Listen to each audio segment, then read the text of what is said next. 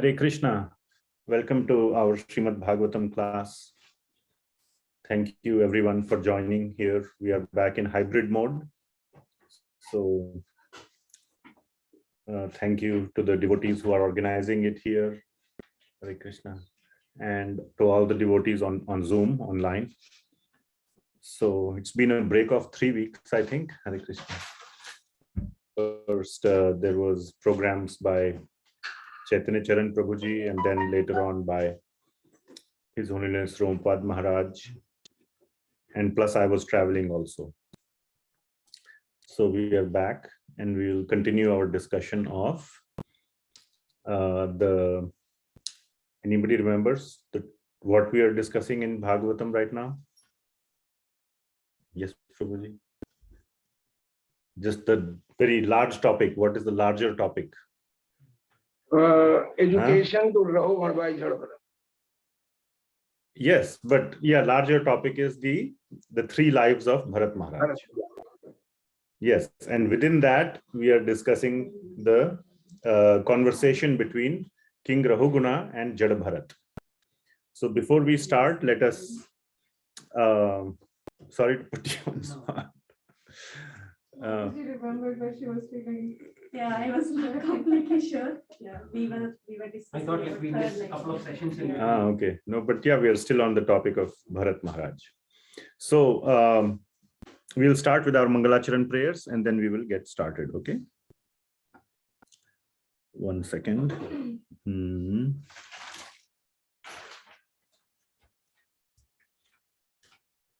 Okay. So let me share my screen and we will recite the Mangalacharan prayers. 1 sec.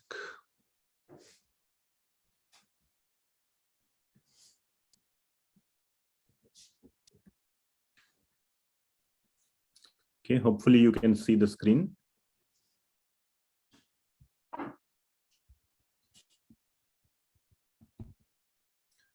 Om Ajnanatimirandhasya Jnananjanashalakaya Chakshurunmilitam Yena Tasmai Shri Gurave Namaha Shri Chaitanya Manobhishtam Sthapitam Yena Bhutale Swayam Rupa Kada Mahyam Dadati Swapadantikam Vandeham Shri Guru Shri Yuta Padakamalam Shri Gurun Vaishnavanscha Shri Rupam Sagrajatam Sahagana Raghunathan Tam Sajivam Sadvaitam Savadhutam Parijana Sahitam Krishna Chaitanya Devam Shri Radha Krishna Padan Sahagana Lalita Shri Vishakhan Vitamscha Nama Om Vishnu Padaya Krishna Pristhaya Bhutale Srimate Bhakti Vedanta Swami Niti Namine Namaste Saraswati Deve Gauravani Pracharine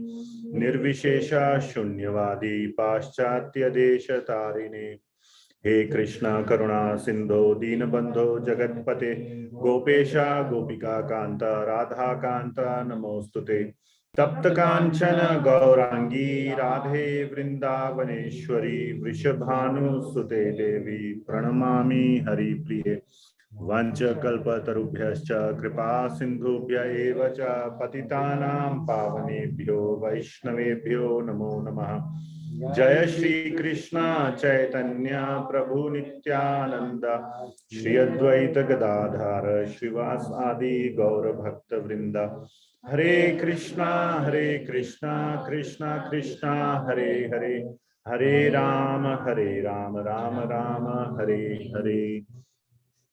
Srila Prabhupada ki jai. Okay, so stop sharing.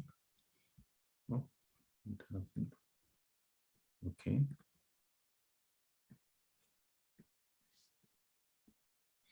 And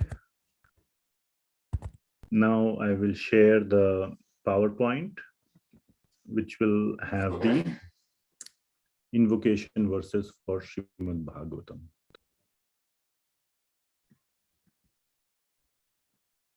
So this is our PowerPoint.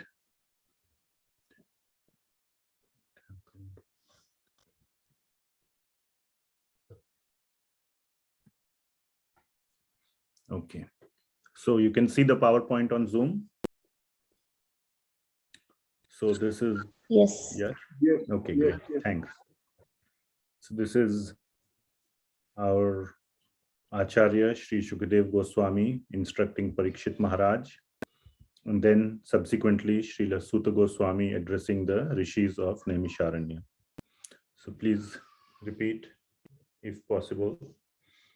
Om Namo Bhagavate Vasudevaya. Om Namo Bhagavate Vasudevaya. Om Namo Bhagavate Vasudevaya. Om Namo Om Namo Bhagavate Vasudevaya. Om Vasudevaya. Namo Bhagavate Vasudevaya. Om Namo Bhagavate Bhagavate Vasudevaya. Vasudevaya. Narayanam Namaskrityam Namaskritam Chaiva Narottamam Naram Chaiva Narottamam Devim Saraswatim Vyasam Devim Saraswatim Vyasam Tatho Jayam Udirayet Tato Jayamudire Nashtaprayeshu Abhadreshu Nashtrayeshu Bhadreshu Nityam Bhagavata Sevaya Nityam Bhagavata Sevaya Bhagavati Uttama Shloke Bhagavad Uttamasti Loke Bhaktir Bhavatnashtaki Bhaktir Bhavati Nastiki Krishnaya Vasudevaya Krishnaya Vasudevaya Devaki Nandanaya Cha Devaki Nandaya Nandagopakumaraya Nandagopakumaraya Govindaya Namo Namaha. Govindaya Namo Namaha. All right. So we are discussing the story of Bharat Maharaj, the 3 lives of Bharat Maharaj. So everybody is familiar with it. You have been more or less attending the previous series, previous top sessions on this. Yes. So Bharat Maharaj is the son of Lord Rishabhadev, who is an incarnation of Lord Vishnu. So anyway, the topic of the instructions of Lord Rishabhadev we covered as a separate series. We are doing a lot of mini series on Srimad Bhagavatam. So this is another mini series on Bharat Maharaj. So Bharat Maharaj was a great king. He is the one after whom this land is known as Bharat. So after ruling nicely for many, many thousands of years, he finally gave up his family, his kingdom, everything. He gave it to his children and went to the forest to perform his sadhana or his tapasya. But in the forest, he saw a deer, a baby deer, who was not having any parent. So it got attached, he got attached to that deer, baby deer, and started sort of another family with the deer. He left his real family and came to the forest to do his sadhana, but he got entangled in another family. So that was his misfortune, his bad luck, so to say. Okay. And then he got so attached to the deer that his sadhana went down. And finally, when he died, he remembered the deer instead of remembering the Lord. Okay. So next life, he became what? Deer, because whatever you think at the last moment of your life, you attain that kind of nature. Sada tad bhava bhavitaha. So he became a deer, but he was a special deer because in the previous life, he had done so much of bhakti that the Lord gave him special mercy, special kripa, that he could remember his previous life even as a deer. And he was so sorry that he deviated from his bhakti and got back attached into a family life or these worldly attachments. So he passed his life as a deer, and then the next life he got as a Brahman in a Brahman family. Very, very nice parents he got. But this time he remembered his previous two lives. He remembered I was King Bharat, then I was a deer. So he remembered that. And he made a vow, in this life, I will not get entangled in any material worldly affairs. So the best way to not get entangled in worldly affairs is to remain a fool. Nobody wants to talk to a fool. So his whole life he spent acting like a fool. Okay. And no, he was leading a very, very, in his heart, he was always thinking of the Lord. Externally, he was acting like a fool. And like this, he was passing his life. One day, one king was going to hear some spiritual talk, going to some spiritual seminar. And the king's name was Rahuguna. Thank you. And there, what happened by some arrangement, one of the palanquin carriers. So, sorry, I should have shown these pictures. So you can see here, he got attached to a deer and he started, a deer family, so to say. And finally, when he was dying, he remembered the deer. So next life, he became a deer, like this. Then in the third life, he was known as, again, he got the name Bharat, but people used to call him Jada Bharata. Jada means like a dumb. Jada means root. Root is what? Root is just dumb. It stays within the ground, right? Nobody cares. Everybody cares about the flowers and fruits. Roots is like Jada. So he's like a fool. Jada Bharata. So like this, he would just roam like a fool. This is another side story, very nice one, but we will not go into that. So one time he was, we'll just use this picture. Maybe this one. A king was going, King Rahuguna, and he needed a palanquin carrier. One of the palanquin carriers became sick or something happened to him. So they needed one. So these other three carriers, you need four, right? So they went and found this Jada Bharata. Come on, you come and you will pull the or carry the palanquin. So as he said, okay, no problem. So as he was carrying the palanquin, he was looking at the ants so that he should not step on the ants. So he was a little bit trying to avoid the ants. In that process, the palanquin was a little bit shaking and the king became unhappy. And then he shouted on Jada Bharata. What are you doing? Why you can't carry? Don't you know I am the king? You are supposed to serve me nicely. Look at all the other three carriers. They are doing so nicely. Why are you jumping up and down and here and there? Like this, he scolded him very badly. He didn't say any word. Then finally, he scolded him. After a little time, he was still going like this. Then this time he scolded him even more, shouted. He got so mad at him, so angry. He said, I will kill you right now. So then Jada Bharata said, okay, if you want, you can kill me. And then he started speaking the philosophical truth that you can only kill my body. You cannot kill my soul. First thing, just like Lord Krishna says to Arjun.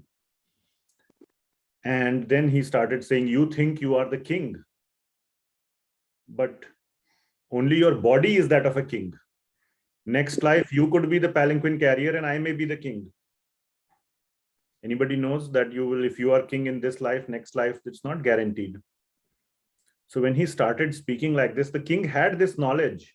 People have theoretical knowledge, But when real life situation occurs, then all the theoretical knowledge goes away and your real nature comes out, the swabhav.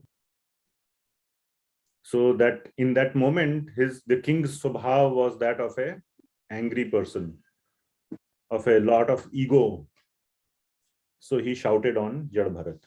But he knew the theoretical knowledge. So when he was reminded of this knowledge, then he said, whoa, who is this person?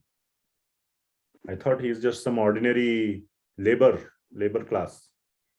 How is he speaking all this wonderful knowledge? So then he realized his mistake, that, oh my God. And he also knows that, all these spiritual advanced people, they don't come with a nice turban, nice clothes. They are just walking around like, sadhus or mad people. So they can be like this. So then that's where, he asks, so then he falls at the feet. So that is the picture shown here. You can see here, now the king has fallen to the feet of Jada Bharata. And he asks him 6 questions. He says that I was going to a spiritual seminar, right? But now I can do my seminar here itself. I have found the best teacher. So what's the point of going so far away when I can do it right now? So he asks 6 questions, and last time we covered the answer to 1 question. So the first question that he asked is, what is the most secure shelter? Because Jada Bharata had told him, you are taking the shelter of your position as a king. That is the shelter. I am the king. You should be like this to me. You should behave properly. That's the shelter, means it's like it's your source of power, isn't it? So that is with that source of power being his position, which is associated with the body. Just because he might have been the son of a previous king, he is getting to say, I am the king now. Who knows, next life he may be who. So because of that, Jada Bharata said, you are taking the shelter of your position. That's not a real shelter, it's a temporary shelter.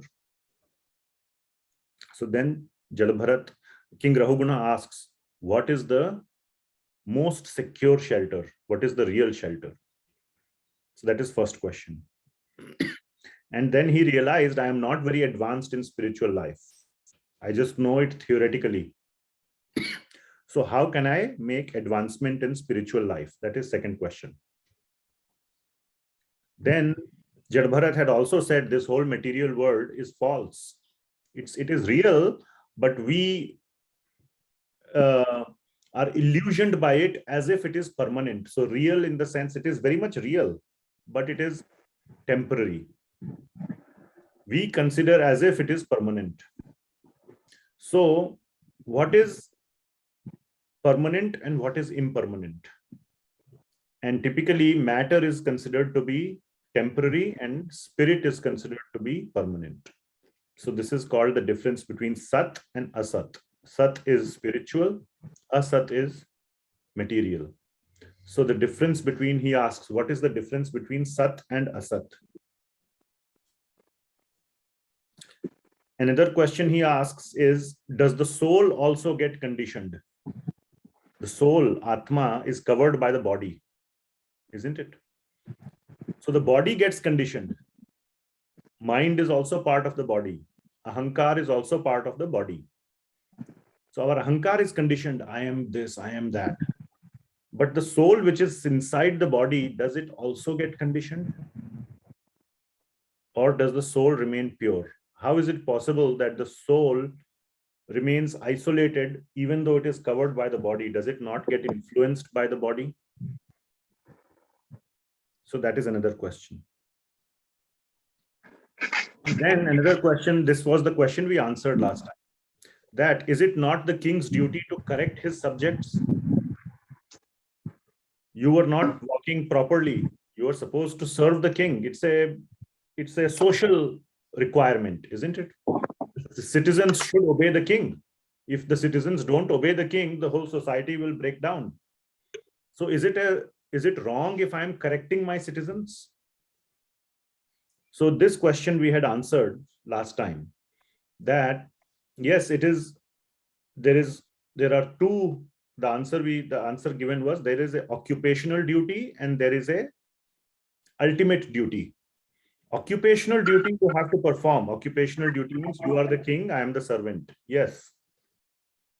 But the ultimate duty is that of bhakti to the Lord.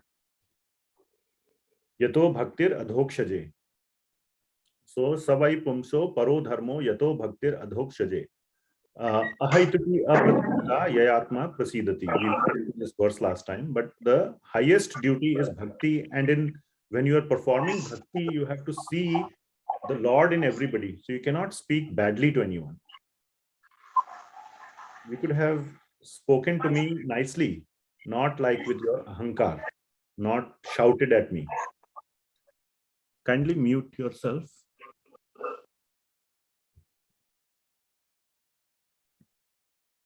Okay. So that was another question. Is it not the duty to correct? And the final question was, how can I be relieved from my offense to you? He knows that he has offended a devotee. The king has offended a great devotee of the Lord, which is Jada Bharata. How can I be relieved from that offense? So these were the questions, and we had answered one of those questions like we discussed. So today we will discuss, hopefully, a lot of other questions, probably all remaining 5 questions, if we can go at a proper speed. So we will see. So second question is that how to make spiritual progress. So that's a very, very big loaded question. And let me see. I'm just looking at my notes. Yes. Now we are in the 11th chapter of which canto? Anybody remembers? Canto 5. Also, Canto 5. Everybody agrees? Canto 5. Canto 5. We are in Canto 5. Yes, thank you. So we are in Canto 5 and 11th chapter of Canto 5. Okay. So this whole discussion spans, or this whole topic of Bharat Maharaj spans multiple chapters. So these questions were asked in the end of 10th chapter of 5th canto. And now we are in 11th chapter where Jada Bharata answers these questions. And from text number 4, we are going to continue. So the question that is being answered is how to make progress in spiritual life. And in a nutshell, the answer is by controlling the mind. That is the first level. This question will be answered in multiple levels, or mainly 2 levels, but the first level is by controlling the mind. And the whole of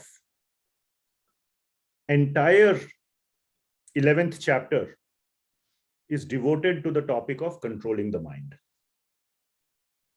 except the last verse where we will see the twist in the tale. Okay, those who are attending various classes, have read Srila Prabhupada's books, they know what is the twist in the tale. Okay, but we will keep the suspense. So this whole chapter is about controlling the mind. So we will quickly go through. This is a very heavy topic. Every verse can be, become a whole lecture of 1 hour. It is so deep, each verse, but we are doing a summary. So we will quickly go over it. And if you want to go deeper, please go through each and every verse of 11th chapter of 5th canto, and very deep discussion is there about controlling the mind. Okay. All of the Bhagavad Gita also. Which chapter of Bhagavad Gita talks deeply about controlling the mind? Which chapter? Sixth chapter, Prabhuji. Yes, very nice. Sixth chapter, Dhyana Yoga. It's all about controlling the mind. So, so I will just hit on a couple of points and we will read a couple of translations. So the first thing, many shastras, this is a very nice point that I want to emphasize, which is that many shastras, so I can show this verse also. I will share the Veda base. Okay. 1 second.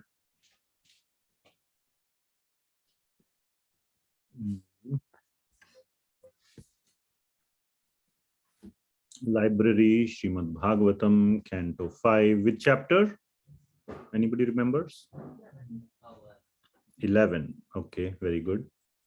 And we will go into text number 4. So this is the text we will be discussing, text 4. And here you will see that the mind is controlled, the mind is compared to an elephant. Why is the mind compared to an elephant? It's a very important thing to think about. Elephant is a very peculiar type of an animal. First of all, what can you tell about an elephant? Very strong. Very strong and powerful, right? Probably the strongest animal we know as a living today on the planet, right? Not dinosaurs or something, but today, as of at least today, elephant is the strongest, isn't it? So mind is similarly, among all the organs of the body, the strongest organ is the mind. Mind is very strong, very strong. That is the first comparison. But there is another property of an elephant, which is little hard to realize. Anybody knows? If it gets mad, They live in family, they love family. Okay. Yes, Mataji? if it gets mad, nobody can control it. That's because it is powerful. It has a sense They Okay. take a bath and then come out and again pour mud on themselves. Yeah. So all these things. So yes, you are kind of in the right direction. That the uncontrolled mind is very dangerous. Don't mess, they say, right? Don't mess with a mad elephant. Then you are dead, right? Even a tiger or lion doesn't mess with a mad elephant. But have you seen elephants in forests carrying wood, logs of wood? Have you seen elephants carrying people on their back? Have you seen elephants in war with people sitting on, the king or whoever, the soldier or whatever, the warrior sitting on the elephant, and the elephant is going wherever the warrior is saying go, right? Yes. So is the elephant in control or out of control? In control. Yes. So the same elephant which we just discussed was so dangerous, he is also possible to be in control, complete control. What is the difference? How did that uncontrollable elephant become in control? What is the answer? Love and affection. Training. Somebody, yes. That is the important word, training. Which means elephant can be trained.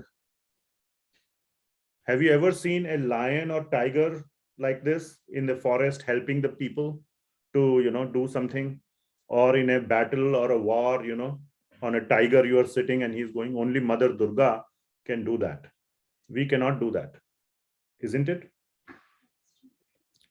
So tiger or lion cannot be trained. It's not a trainable animal. But elephant, even though more powerful, is trainable. And mind is trainable. It's not like a tiger or lion. It's not, it is dangerous. Uncontrolled is dangerous, like a tiger. But like an elephant, you can tame the mind. That is why mind is compared to an elephant, not a tiger. And the process for training will be discussed in this chapter. So which means that by proper training of the mind, it is possible to bring it under control. Just like when you go catch an elephant in the forest, it may be just, uncontrolled. But you take the elephant through a process of training. It is tough. There are people who are professional trainers, right? You must have seen in the circus, these trainers who train the elephants. And then the elephant becomes trained. So mind is like that. With proper training, it can become completely in control and with the same power. Then it can lift so much wood. So the power of the mind is huge. And the choice is whether you want to use it for good things or you want to be trampled by it.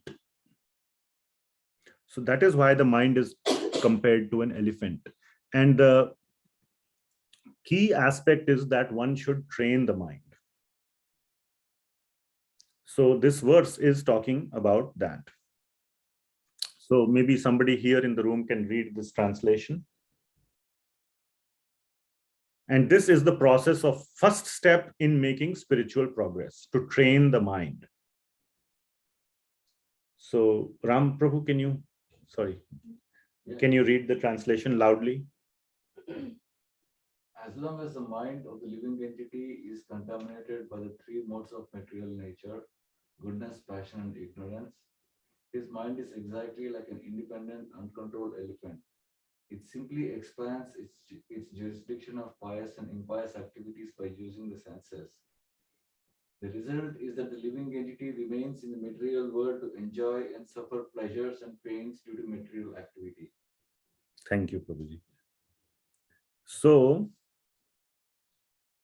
and when the mind, so I will kind of summarize some of the next few verses, that the mind gets conditioned. The uncontrolled mind is also getting training, but it is getting the wrong kind of training. What kind of training it is getting? Wherever you go, just follow the path. You don't have to restrict yourself. There are no rules, no regulations. Just go and, like a mad elephant, just go and trample on anything that you see. So that is also a kind of training, but that's the wrong kind of training. So the mind, that is called conditioning of the mind. The mind gets conditioned and it starts to like those kind of things. Oh, I like to just trample. I like to create chaos. I like to create havoc. I'll just do what I like. And this conditioning of the mind causes the jiva, the living entity, to take various bodies, so that in that kind of body, they can enjoy that kind of whatever desires it has. The mind has acquired certain desires. I want to do this, I want to do that, I want to do that. So the mind, so the body, one takes body after body, and like this, the living entity gets covered by the mind. So this is sort of an answer to another question. Does the soul get influenced by conditioning? Is the soul also conditioned? No, the soul never gets conditioned. The soul gets, what would be a proper word? Covered. The soul does not get conditioned. The mind gets conditioned, but the mind takes over the soul. And then the soul has no say. Very nice example is, I was hearing class by Radheshyam Prabhuji. He gives excellent these kind of real world examples. Like if you go in an Uber, you have all gone in Uber, right? You say, I have to go to, I don't know, to Hillsborough. But the Uber driver starts taking you to Lake Oswego. And the passenger is telling, hey, no, I want to go there, I want to go there. And then the Uber driver doesn't listen and he just keeps going. So the soul is like that. It's like a passenger. It can express its desire, but if the mind overrules, because it's very powerful, then the soul cannot do anything. It just has to, it becomes very sad and it gives up. It remains in a very dormant and a very subdued condition, like a prisoner.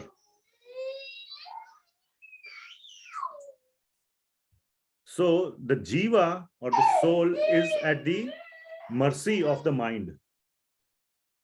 So if the mind is a friend, like the Uber driver will take where the soul wants to go, then everything is good.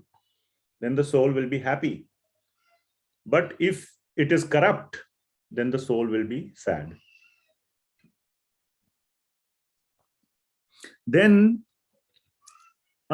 next several verses, almost 8 or 9 verses, there are a lot of sub-questions by King Rahuguna, which are actually revealed by Sri Vishvanatha Chakravarthy Thakura.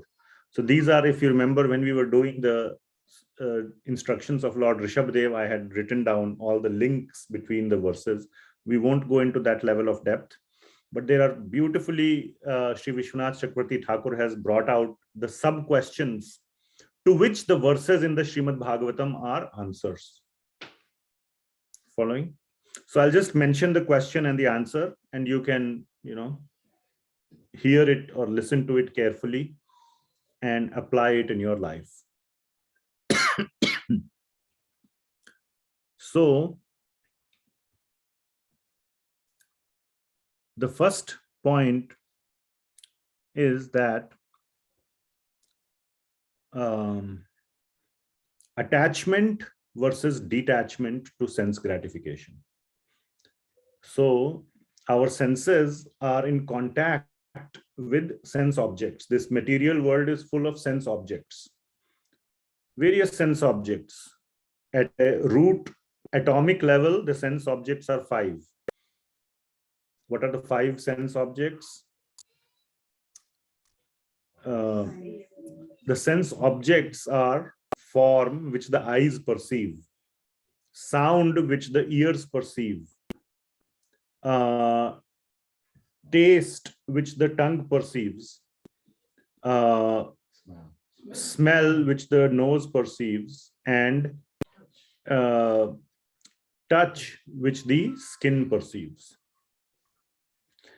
And all of the material world external to us, external to our body, is made of these sense objects. And these mix to form various things, like, my nice house, my nice family, my this, my that, and we become attached to these objects which our senses perceive. And attachment to this sense gratification is a factor, or is the conditioning or the training of the mind. The mind becomes trained. Oh, I need to love this person, or this person is near and dear to me, and this person is not. So if this person, I will do everything possible to make this person happy, but I don't care about this person. Or whatever attachments you may have. I am attached to power. I will do anything to get power, but I don't want to care for other people, or whatever. If I lose power, I will become very anxious. I will become very, whatever may be our attachment to sense gratification.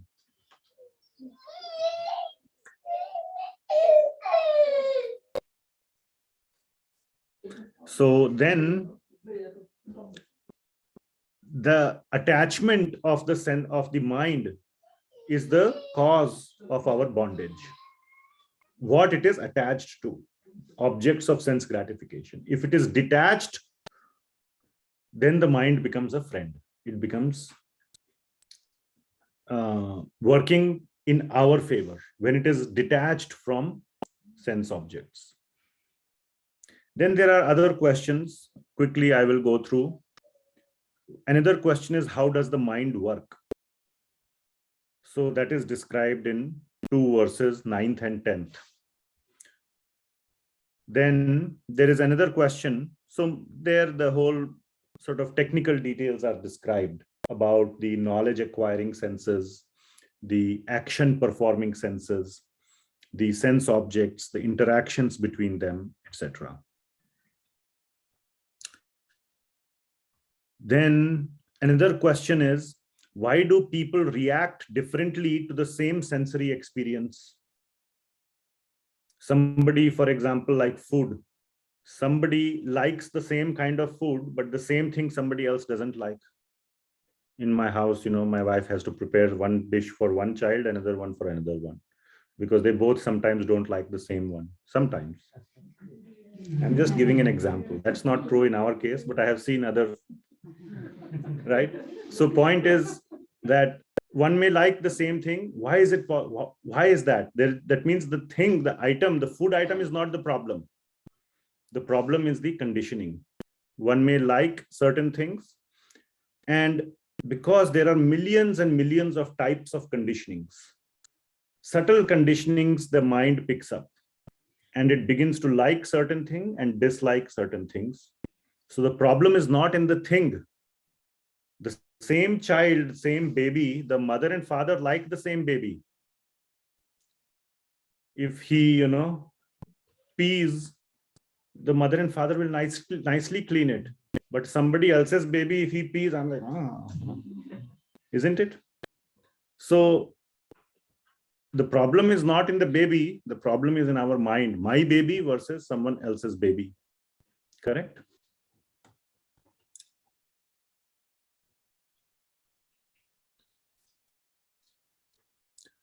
Another very important question is that what is the meaning of material conditioning? The meaning of material conditioning is the attachment to sense objects. How did we come in the middle of sense objects? Because we are in the material world. Material world means sense of material objects around us. That is the material world, made up of matter. Matter means sense objects. How did we come into the material world? Because of our forgetfulness of Krishna. So what is material conditioning? At the highest or the most root level, material conditioning means forgetfulness of Krishna. We forgot that we need to always stay close to our Father. At some point of time, we forgot. Iske saath kyun rehna hai? Like child things. So okay, I'm strong, I'm big. Why do I have to stay with my father? So he leaves the house and goes on its own. And then the life hits. So similarly, the jiva at some point of time wanted to be independent of Krishna. And then it came into the material world. Material world means in the middle of matter. Matter means associating with these sense objects, and that causes the conditioning. So material conditioning at the most root level is our forgetfulness of Krishna. So finally, I'll skip some of the questions. The question is, what is the fate of the conditioned soul? So the fate of the conditioned soul is that it will always keep wandering in this universe in various life forms. It will keep taking material body after material body after material body, and this bondage of the body will continue forever. As long as one in the human life, one gets a chance to control the mind and fix it on Krishna, then one begins to undo the conditioning and redo the conditioning in the proper way. So that is the fate of the conditioned soul. Yeah. And finally, we will come to the last verse, number 17, which is how to control the mind or how to detach it from the objects of sense gratification. How to detach it from sense objects. All the things that we like to associate with, that we are attached to. How to create detachment from those. So what is the answer? Many of you are very, learned and devotees. Yes, Mataji? Were you saying something? So how do we create, how should one detach the mind from objects of material sense gratification? By attaching to Lord's by Bhakti. Anybody else? Service to God. Yes, service to God, attaching to Krishna, attaching to the Lord. Scripture. I mean, taking the help of scriptures. Taking the help of scriptures, very nice. Devotee association. Devotee association. Association. Who teaches us the scriptures? Guru teaches us the scriptures. Very nice. So these are all the right answers. So you are all very, very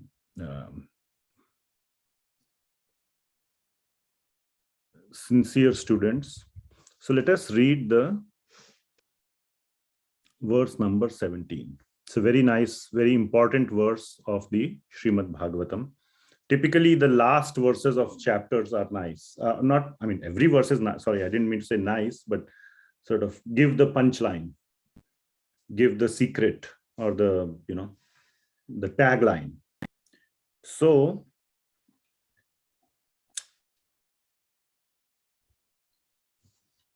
yeah. So we will recite this verse. Yeah. So please, recite together with, or repeat after me if possible. And this is a great fortune to repeat these verses of Srimad Bhagavatam. These are directly being spoken by Shukdev Goswami to Parikshit Maharaj. So very, very powerful, very potent, very important verses. So we are on Canto 5, chapter 11, last verse, number 17. Okay.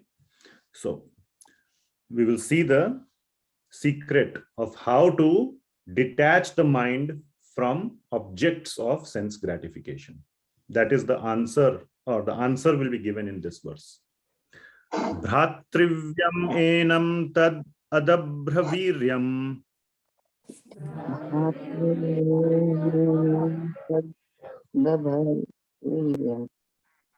Adabhraviryam.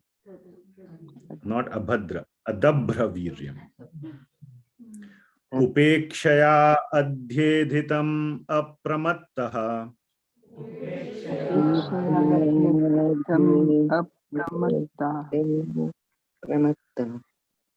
Guror hareh charana upasanastro.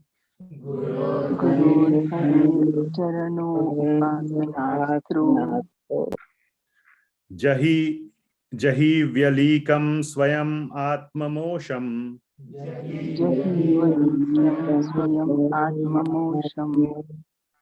So, what is the key line in this verse? Yes, Guror Hareh Charana Upasana. The third line is giving the clue or the secret. So let us read or understand the verse. Bhratrivyam enam tad adabhraviryam. That this mind, this enam means this, because the whole chapter is about the mind. So enam means this. It means the mind, because that is the main topic of the whole chapter. This enam is very, very powerful. Bhratrivyam means very powerful, extremely powerful. So basically this mind is a very, very powerful, and Bhratrivyam also means enemy, powerful enemy. Adabhra Viryam means it's a double emphasis. Very, very powerful enemy. This mind is very, very powerful enemy. Upekshaya adhyedhitam apramattaha. Apramattaha means which is without any control.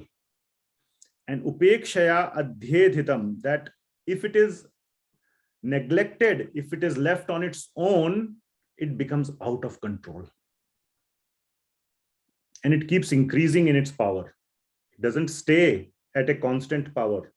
It keeps increasing. Its out of controlness keeps increasing.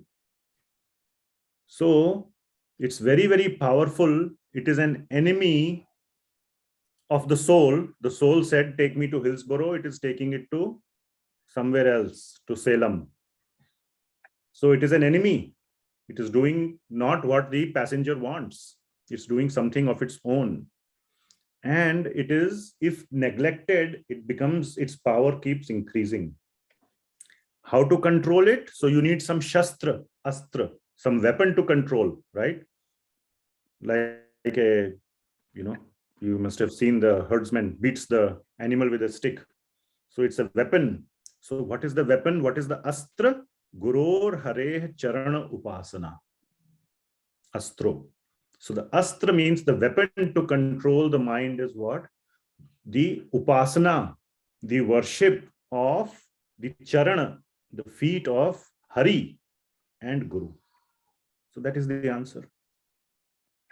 So Hare, Guror Hare Charana Upasana Astro.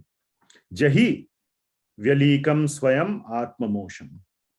That one can conquer this mind. This Vyalikam means it is a false identity. It has taken over the identity of the real person. Because it is Atma Mosham means it covers the mind covers the Atma. And it has taken over the Atma. Like an identity theft. You might have heard of identity theft. The social security number is actually yours, but somebody else is using it. Isn't it? So like the Uber driver is taking you somewhere else. If the police stops you and, asks, he says, no, I'm the passenger. The Uber driver will say, there's nobody in the back. I'm going wherever I want. There's nobody in the back. So he has taken over the identity of the passenger. So that is our mind. It is a false representation of the true self. And we don't even know what the true self wants. To the extent it has taken up, we'd have no idea what was the desire of the true self. All we know is what is the desire of the mind. You have forgotten that your original destination was Hillsborough. All that remains now is the false destination. So anyway, so the 3 lines are describing the power of the mind and what it does. But the astra is Gurur Hare Charana Upasana. That is the only astra. If there was any other astra, it would have been mentioned. But there is no other astra. That is the only astra. So that is the meaning of this verse. So somebody will request on Zoom to read the translation. May I? Yes, I didn't see who said, but please go ahead. This uncontrolled mind is the greatest enemy of the living entity. If one neglects it or gives it a chance, it will grow more and more powerful and will become victorious. Although it is not factual, it is very strong. It covers the constitutional position of the soul.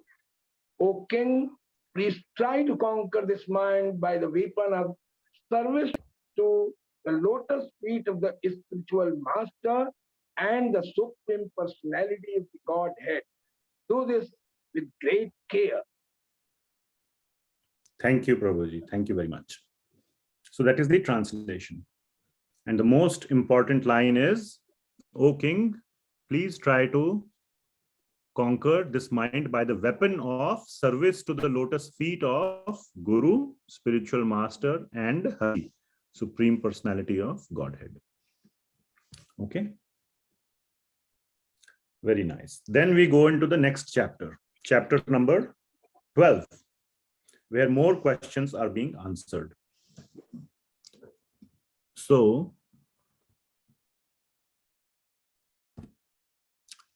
chapter 12. So what I'm thinking is I'll just display, I will just share the details or the topics of chapter 12. And then we will come to the verses. Some verses I have selected. I will just stop the sharing for the moment. And we will just discuss. So in this chapter 12, some very nice topics are going to be discussed. So let us see what are some of the topics. So this chapter consists of 16 verses. Let me just quickly see. Yeah, 16 verses. So it's a short chapter, but it is packed with a lot of wonderful topics. So in the first 4 verses, we now see the transformation of King Rahuguna. His pride is almost dissolved. And he acknowledges his inability to understand these deep instructions. He says, you have answered many questions, and these topics of how to control the mind and all are very, very deep. Can you please explain a little more slowly again? Literally, he asks that in the 3rd verse. Please, I could not understand it. Explain it to me again, little more slowly. And here, in the next couple of verses, a beautiful analogy is given about the position of the soul and how it is covered by the body. Just now we discussed how the soul is covered by the body, the mind and the ahankara. So that is explained, and I just want to share that analogy with you. So the analogy that is used by Jada Bharata to explain more slowly and in more sort of easier terms, in easier language, to King Rahuguna, he explains like this, that you are familiar with the palanquin. Obviously, the king was traveling in the palanquin, right? So he says that the palanquin carriers are like the moving parts of the body.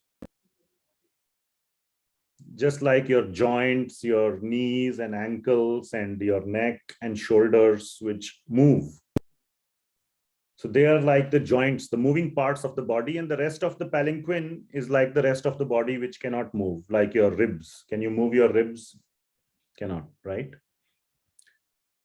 And within the palanquin is who? Is the soul. You or the person, the king or whoever. And because the king is inside the palanquin, not everybody gets to sit in the palanquin, right? Does everybody get to sit in the palanquin? No. Who will have this power to have 4 more people to lift you? Nobody, right? So you get to sit in the palanquin and you think you are the palanquin. You're seeing, following what I'm saying? No? No? You think you are the palanquin. The person begins to identify with the palanquin. So again, very nice. I was listening a class by Radheshyam Prabhuji. Very nicely he explained this point. In India, I have seen, for example, if somebody is going in Mercedes car, so Hare Krishna, and then a rikshaw wala is blocking the way. What does Mercedes car person say? हाँ, ए rickshaw हटो, हटो यहाँ से rickshaw. देख रहे हो Mercedes आ रही है, Mercedes is coming. So who is actually coming on the road? The person in the Mercedes. And when he's saying, hey rickshaw, move, who is actually going to move? Will the rickshaw move on its own? No, the person. Can the rickshaw understand the language? So who is he actually talking to? The person in the rickshaw, isn't it? But he's addressing him like with what? As rickshaw. And he is addressing himself as Mercedes. That is known as aham car. I am the car. So I am not a person. I am the car. That is called aham car. So that is called ahankar. When you begin to identify yourself as Mercedes and you identify the other person as rickshaw, that is ahamkar. So now you understand that the person sitting in the palanquin identifies or thinks that he is the palanquin. Next life, he could be the palanquin carrier. Just like the king, next life could become the palanquin carrier, and the palanquin carrier could become the king. So when he explains in this way, then King Rahuguna understands. Ah, now I understand. So when this example is given. So then Jada Bharata says, therefore you must treat everybody like a person, not like Mercedes or rickshaw. If you have to talk to the person, talk to the person. Hey, can you please move? I need to go, I'm getting late. Instead of that ahamkar. That because Mercedes is coming, therefore the rickshaw need to move. If another Mercedes was blocking the way, then he would have said, hey, sir, please, can you move? Then it will depend on what size of Mercedes. 7 series or 3 series, whatever may be the series. So instead of that, one should respect the person, not respect the position of the person or the external qualification of the person. Treat everybody as an equal, just like Jada Bharata, not just treating human beings equally, but even the ants. He was treating them nicely. He didn't want to step on the ants, which was the source of this whole problem. Okay.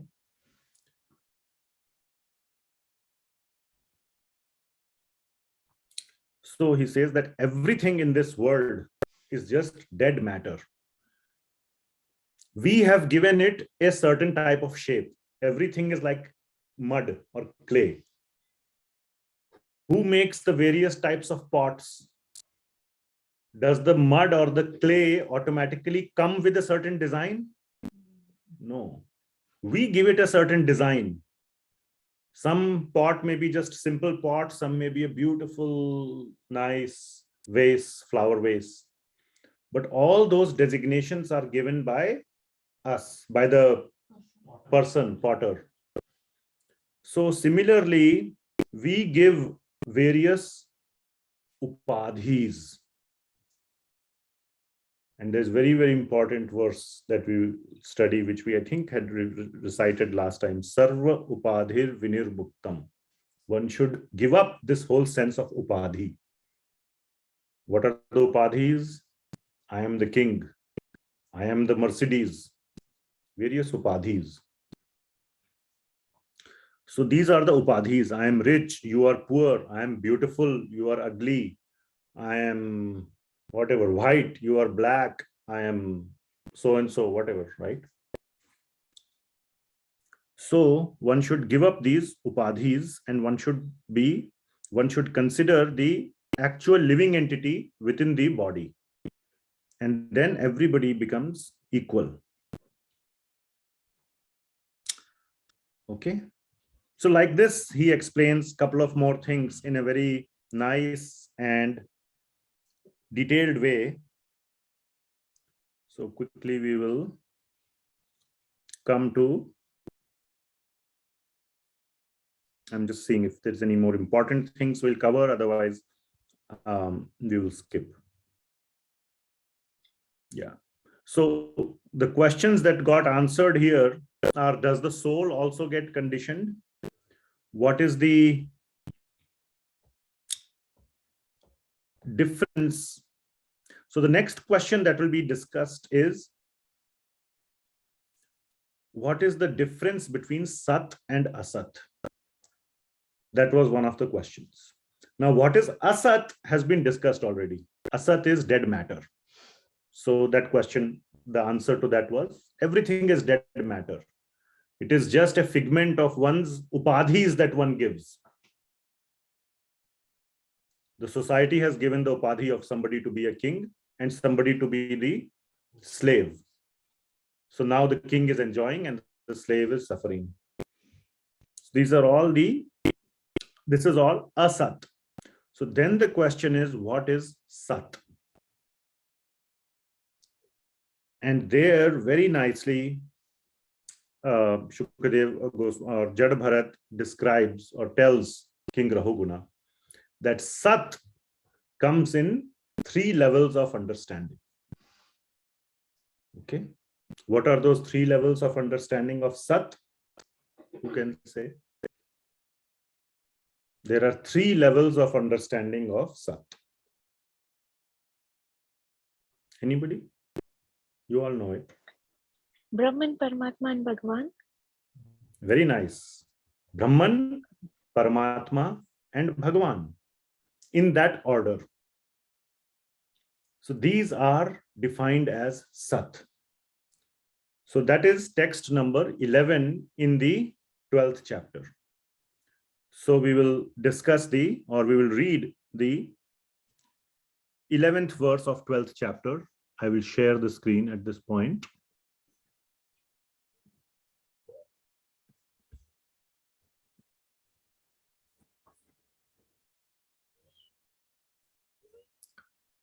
Yeah, so this 11th verse, Jada Bharata describes what is sat, or what is the ultimate truth. Everything else is asat.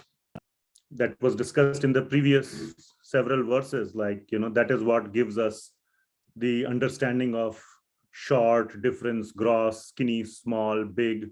All those are just bodily titles. So what is the actual permanent truth? So Mataji, can you read the translation in the room here?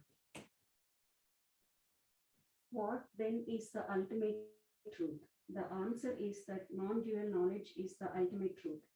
It is devoid of the contamination of material qualities. It gives us liberation. It is the one without a second, all-pervading and beyond imagination. The first realization of that knowledge is Brahman. Then Paramatma, the super soul, is realized by the yogis who try to see him without grievance. This is the second stage of realization. Finally, full realization of the same supreme knowledge is realized in the Supreme Person. All learned scholars describe the Supreme Person as Vasudeva, the cause of Brahman, Paramatma, and others. Thank you, ma'am. So the absolute truth, the absolute ultimate reality is Brahman, Paramatma, and Bhagawaan. So in the purport, and this is obviously in the verse itself here, but in the purport, Srila Prabhupada quotes this very important verse from the Srimad Bhagavatam that we will recite. So we will go directly to this verse. Can you see on the Zoom? Yes, Prabhuji. Yes. Okay. So we will recite this verse. Vadanti tat tattva vidash tattvam yajya jnanam advayam Brahmeti Paramatmeti Brahmeti Paramatmeti Bhagavan iti shabdayate. Bhagawaan iti Shabdete. So vadanti tat tattva vidash. So tattva vidash means those who have seen the tattva, those who have seen the reality. What do they say? Vadanti. So those who have seen the truth, they say what? That the absolute tattvam, the absolute essence of knowledge is that non-dual, advayam. Advayam means non-dual. They are the same. Dual means separate, X versus Y. Advayam means not separate. They are all referring to the same absolute truth, the tattva. And that comes in 3 levels of understanding. Brahmeti, Paramatmeti, the Brahman and Paramatma. Bhagavan iti shabdyate. That it comes in, it's called in 3 terms, Brahman, Paramatma and Bhagavan. So that is the most sort of very famous verse in the 2nd chapter of the 1st canto. This whole last week or last time when we met, we recited several other verses about occupational duty versus the topmost duty from the 2nd chapter of 1st canto. It is that 2nd chapter of 1st canto is considered to be one of the most important chapters of the entire Srimad Bhagavatam. Apart from the chapters of 10th canto. 10th canto is the topmost, but from a philosophical perspective, the chapter that gives us the knowledge, the theoretical knowledge of Bhakti is the 2nd chapter of 1st canto. So this is the 11th verse of that chapter. So I'm not going to go into the discussion of Brahman, Paramatma and Bhagavan. It's a longer discussion and we have had that discussion many times. But suffice it to say that the topmost understanding between the 3 is Bhagavan. And it's also the easiest to understand. So Bhagavan is Bhagavan. Bhagavan, we don't need any more much explanation. You're all familiar with Bhagavan. Okay. So that is the 11th verse. Then next we will do recitation of 2 more verses. Okay. The next verse is the 12th one. So the question is how to know Bhagavan. So how to know Bhagavan? Okay, serving him. But how do you know whom to serve? How do you know? If you don't know Bhagavan, how can you serve Bhagavan? From Guru, to know about Bhagavan. What else? Hearing. And? Shastra. From Shastra, okay. So the answer, you're all saying the right thing, to associate with pure devotees. And Guru is a pure devotee as well, or you need to find a Guru who is a pure devotee. You just cannot pick anybody on the road and say, okay, you are my Guru. So very carefully one has to select a Guru. And one of the qualification of a Guru is to be a pure devotee. So by associating with pure devotees, one gets the knowledge of who is Bhagavan. Okay. And very nicely it is given here that how do you associate with a pure devotee? How do you associate with a pure devotee?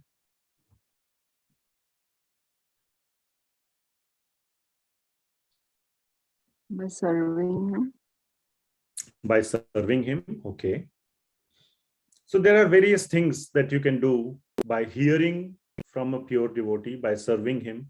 But very nicely it is given here in this verse. Very sweet mechanism is given in this verse, which is to smear your body with the dust of their lotus feet.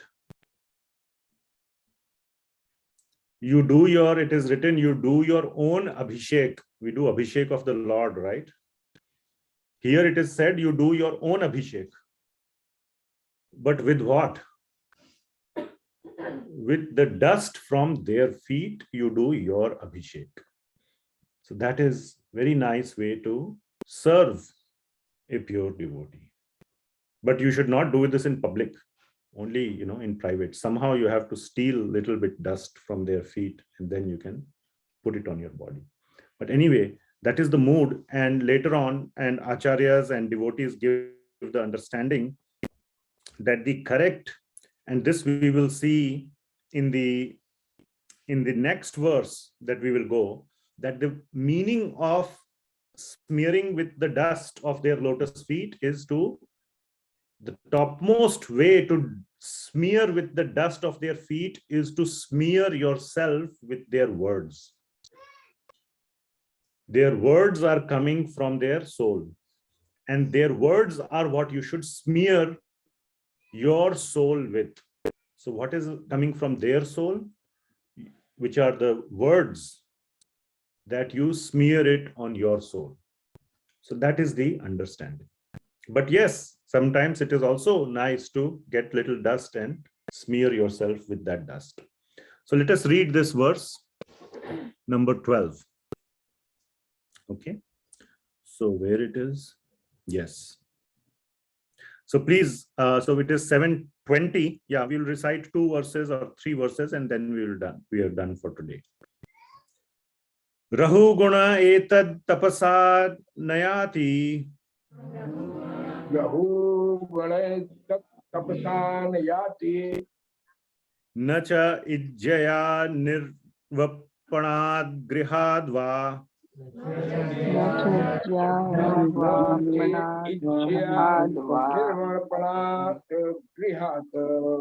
Na chandasa naiva jala agni suryair.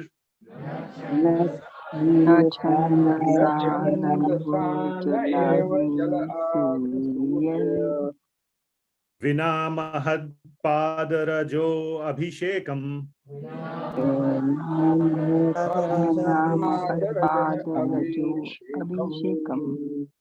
So very nicely it is given here that etad means this knowledge. What knowledge? The knowledge about who is Bhagawaan, which was discussed in the previous verse, which we read, right? Brahman, Paramatma and Bhagawaan. That knowledge, my dear King Rahuguna, etad tapasa na yati. Tapas se nahi milegi wo. It cannot be obtained by austerities or penance. Tapasya karne se you cannot get that knowledge. Alone, by tapasya alone. Na cha ijjaya. Ijjaya means by worship. Just by doing worship, you cannot get that. Neither from nirvapanad grihad. Just by detachment from graha, from home. So just by developing detachment, by doing worship, by doing tapasya, na chandasa. Chandasa means by chand. Chand means the Vedic chand. By doing Vedic study, you will not get that. Naiva jala agni surya means by living inside water. Some tapasvis go and live inside the water. Some go and just sit on top of fire. Some go and sit inside the sun. All those are very, very, very, severe processes. It is not sufficient to know who is Bhagwan. You can get a lot of mystic powers, lot of yogic powers by doing all tapasya, but you will not know in reality who is Bhagwan. How do you know who is Bhagwan? Vina, you cannot know. Vina means without doing this. What is going to come now? What is that? Mahat padarajo abhishekam. Raj, you know what is Raj? Huh? Dust. Padarajo means dust of the feet. Whose feet? Mahat. Mahat means pure devotees. Abhishekam, do your abhishek. So without doing this essential part, everything else is useless. Okay. So that is the secret to know who is Bhagawaan in essence, which means service and association of pure devotees. Then in the next, so okay, let's read the translation. Who would like to read the translation in the room? Here we will see.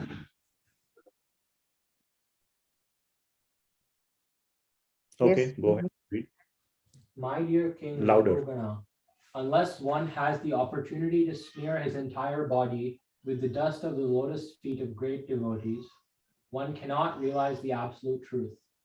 One cannot realize the absolute truth simply by observing celibacy, brahmacharya, strictly following the rules and regulations of householder life, leaving home as a vanaprastha, accepting sannyasa, or undergoing severe penances in winter by keeping oneself submerged in water, or surrounding oneself in summer by fire and the scorching heat of the sun. There are many other processes to understand the absolute truth, but the absolute truth is only revealed to one who has attained the mercy of a great devotee. Thank you. So that is this. So that is the secret to knowing who is Bhagawaan in reality. Now, let us see how we should, in actuality, in a more practical terms. Yes, this also we can do. But how do you get the dust? It is hard to get the dust, isn't it? And if there are 5,000 devotees, 10,000 people, how does everybody get a dust? But it is possible for even 1 million people to listen to the words of a pure devotee. That is the dust. And you don't have to be even physically present. Like today also we are reading Srila Prabhupada's words. Who has written this translation that we just read? Srila Prabhupada. He left this planet many, many years ago. Almost 45 years ago he left. Still we are hearing his words. Right? So that is the real Abhishek. We are all doing Abhishek of the words of Srila Prabhupada. So that is what is mentioned in the next verse. And we will see what is the effect of such hearing. Very, very important verse. So this 12th one said that we should smear, we should do our Abhishek. The 13th verse is saying the real Abhishek we should do is by the hearing of their words. And the effect of that hearing is to, what is the effect? Which question are we answering? Knowing Bhagwan. Knowing Bhagawaan. Detachment of material world. Knowing Bhagawaan is the question, how to know Bhagawaan? By hearing from pure devotees. So let us again recite this verse, number 13, 5th canto, 12th chapter, 13th verse. Yatra uttama shloka guna anuvadaha prastuyate gramya katha vighataha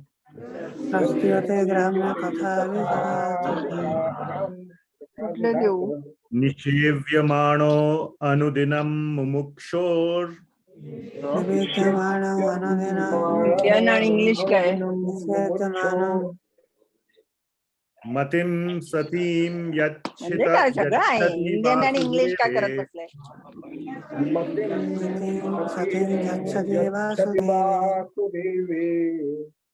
म्हणजे काय? Thank you.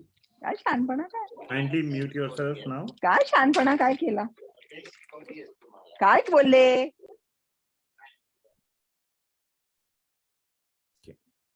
So what is this verse saying? Yatra. Yatra means what? Wherever. Uttama shloka guna anuvada. Wherever Uttama shloka. Uttama shloka means in this verse the topics of Lord's glories. Uttama shloka.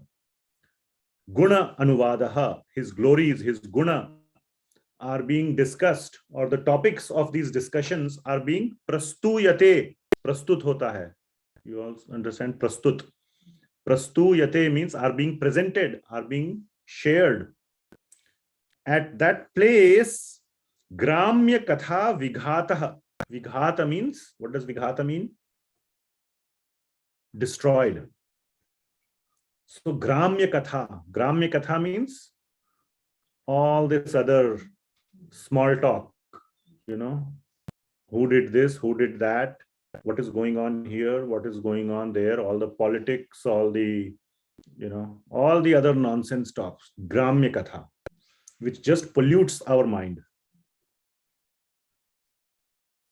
So all that, whenever the Hari Katha, Uttama Shloka Guna Anuvadaha, when this discussion is being discussed, Gramya Katha runs away. It gets destroyed automatically. So that is one effect of Hari Katha, that no Gramya Katha occurs. Nishevyamano Anudinam Mumukshor, that wherever this Hari Katha is discussed, Niveshyamano, with seriousness, with attentiveness, not like, okay, as soon as after the class is over, you ask, what did you hear? Don't know. Not like that.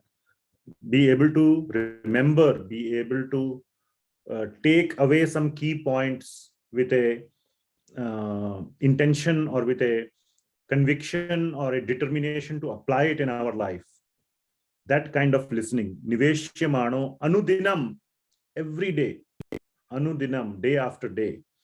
Mumukshor, that means at that place, what happens now, and what is the effect? The effect is mumukshor means that those who are having a desire of moksha, even such people, definitely all the people who are interested in Gramya Katha, even those who are desiring moksha, what happens to them? Matim satim yachati vasudeve. Their matim, from their mind, from their mati, their mind gets purified. Satim. It becomes purified and it gets filled with, it gets engaged, yachati vasudeve.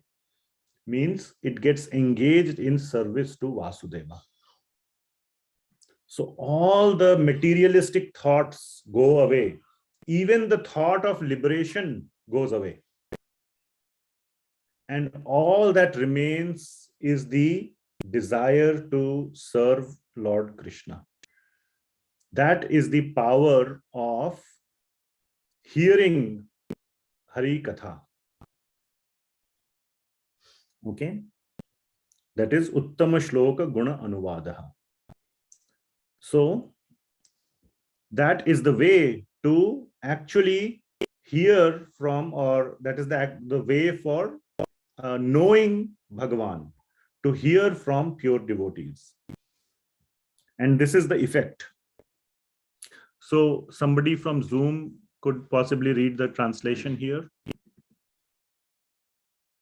Who would like to? Yes, Prabhuji. Yes, please go ahead, Mataji. Who are the pure devotees mentioned here in an assembly of pure devotees? There is no question of discussing material subjects like politics and sociology in an assembly of pure devotees. There is discussion only of the qualities, forms, and pastimes of the Supreme Personality of Godhead. He is praised and worshipped with full attention. In the association of pure devotees, by constantly hearing such topics respectfully, even a person who wants to merge into the existence of the absolute truth abandons the idea and gradually becomes attached to the service of Vasudeva. Thank you, Mataji. So did you see? So that by constantly hearing such topics, how? Not passively, respectfully, with attention, what happens? Even a person who wants to merge into the existence, this is the one who wants liberation, the impersonal liberation. What happens? he abandons this idea and gradually becomes attached to the service of Vasudeva. That is the power of hearing Hari Katha. And definitely it also, what is written here, the only effect is not that only those who want liberation get attached to service of Vasudeva, but also those who are wanting material sense gratification, they are also attached to the service of Vasudeva. So that is the benefit. So then in the next two verses, finally, Jada Bharata reveals his identity to King Rahuguna. The inside story, as Vishvanatha Chakravarthy Thakura reveals, is that when he is hearing this, he is wondering, who are you? I'm hearing these topics. You must be that pure devotee. So he asks, or in his mind, he desires to know who are his real identity. Then Jada Bharata reveals his identity. He says, I am King Bharat. And King Rahuguna is just like, oh my God, you are like, King Bharat was very, very famous, extremely famous. The king at that time, by that time, obviously, it was already called Bharatvarsha. So who he was thinking to be the palanquin carrier actually was the King Bharat. Much, much, much, much bigger king than Rahuguna. And he says, oh my God, you are the King Bharat. So immediately that reversal of position of upaadhi occurs.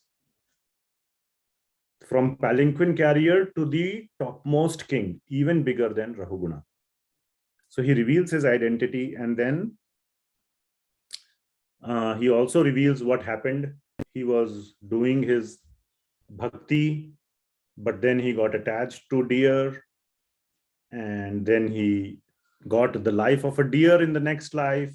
And then he also reveals that, therefore, in this life, I have acted like a fool.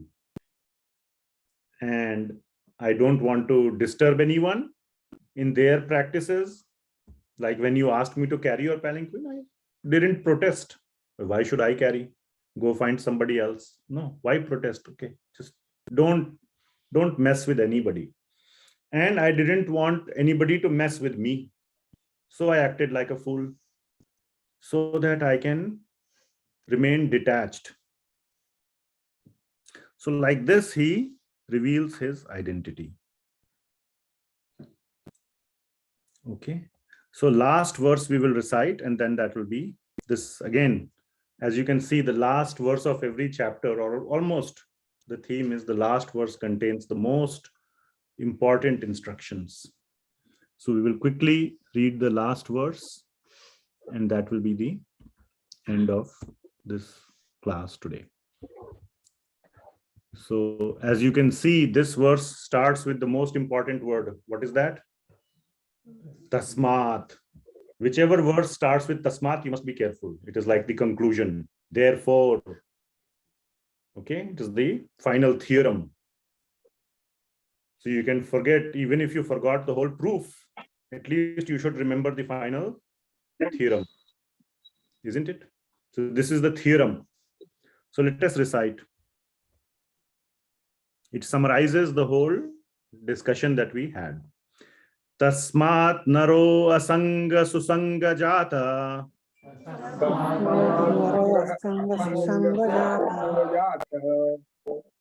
Jnana asina ihaiva vignamohaha.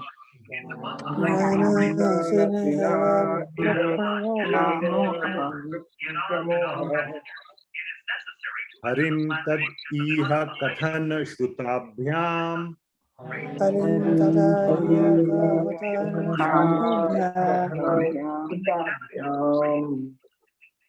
Labdha smritiryati atiparam advana.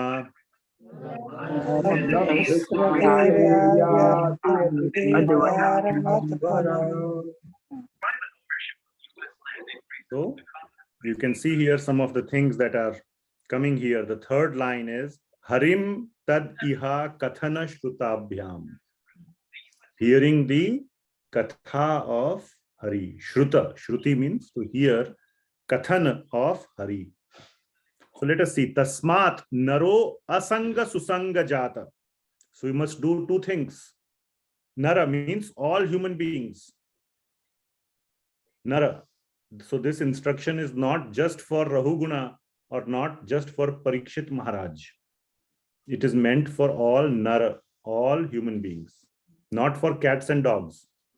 Therefore, human life is very important because only in human life you can do what is going to be said. So what is going to be said? Asanga susanga jata. Two things. You have to give up asanga and you have to take susanga. You have to be detached from all these worldly things, gram katha and all the other materialistic things.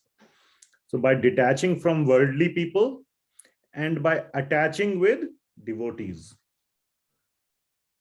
what can be possible? Jnana asina ihaiva vivikna mohaha. You can jnana asina with, you can cut this illusion of this moha. Moha means illusion of this material world with the jnana. And what is the real jnana? The real jnana is hearing the katha of Hari. That is the topmost jnana, hearing the katha of Hari. So Harim tad iha kathana shrutabhyam. What happens when you do this? Labdha smritir. Labdha smritir. Labdha means you get back. You regain the lost memory. Smriti means memory. So you regain your lost. You remember we said about forgetfulness of Krishna. So you regain that, yes, Krishna is my father. That is where I need to go. Yati, you go there then. Once you regain, oh, that's where I have to go. Yati, then you go. Where do you go?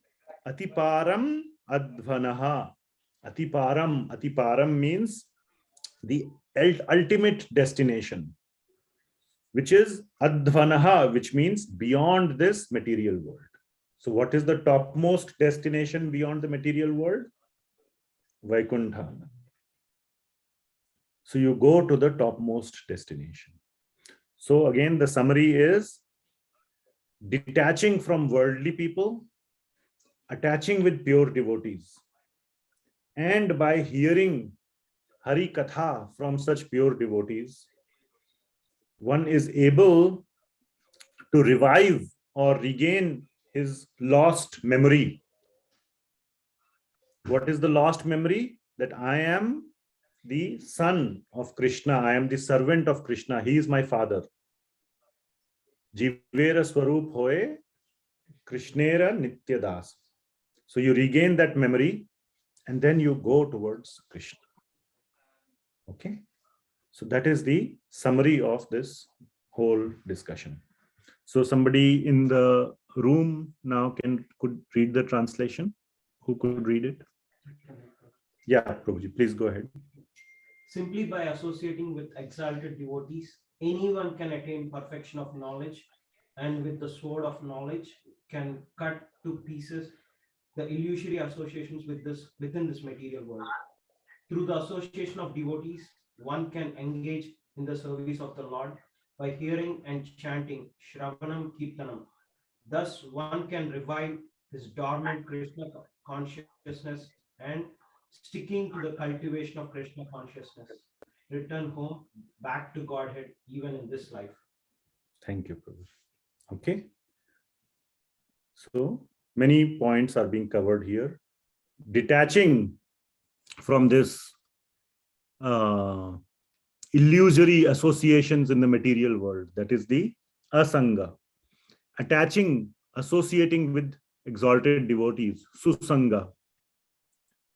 Then by hearing the topics, one can engage through this association by hearing of the topics of Lord Hari.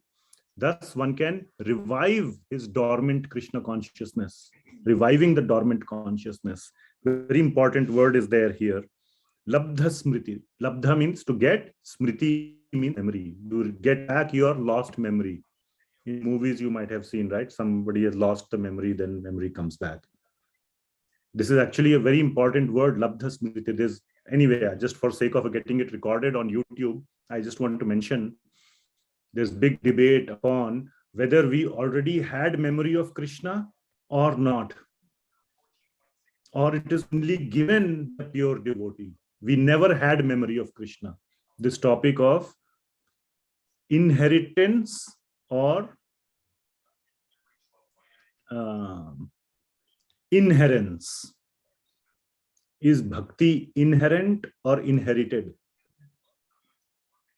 So if it was inherited, which means you never had it before. If you didn't have it before, why this labdha smriti word is there? Labdha smriti means you regain your memory. Therefore, it was inherent, but you forgot. So the correct understanding is inherent. Bhakti is inherent in our soul. We have just forgotten, and therefore it is being revived by hearing from pure devotees. So definitely you must hear from pure devotees.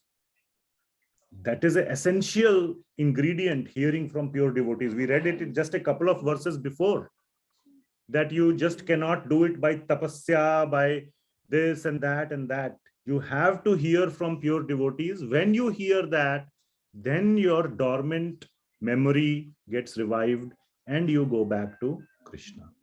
So these are the important points in this verse. Okay, very nice. So we will stop here. And are there any comments or any questions? Anything anybody would like to share or comment upon?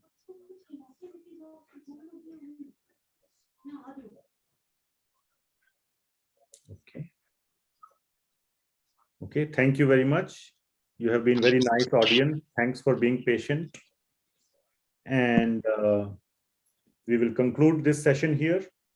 Next 2 chapters we will try to cover in one session. Very beautiful chapters are there coming up, where now King Rahuguna, like he explained the analogy of palanquin, remember? And the person in the palanquin, right? Aham car. I am the car, right? Sitting in the palanquin, aham palanquin, correct? In the same way, now he will give a very wonderful overall analogy of the material world, being like a dense forest, and the living entity being like a person who is lost in the forest and cannot get out. So how he gets out? So that whole analogy is there. And the next 2 chapters describe that wonderful analogy so that we can better understand how our situation is same. Would you, any of you, like to be lost in a forest? That's not true, because you are already lost in the forest and you don't want to get out. We are all in the forest and we don't want to get out. So our situation is that we are lost in the forest. So to make us realize that it is not a nice place and there is a better place that can be, and how to get out from here. So that is the topic of next 2 chapters, using that whole analogy of being lost in the forest. So very interesting topics coming up. Next weekend, we will not have a class. Is that correct? Govind Prabhu is coming. So very wonderful devotee from Vrindavan. He is a very, very world-renowned Kirtan singer and a devotee, more importantly. He is coming from Vrindavan. So we will have Kirtan programs here in Portland. Anybody who is here from Portland, please join. You should have received all the details.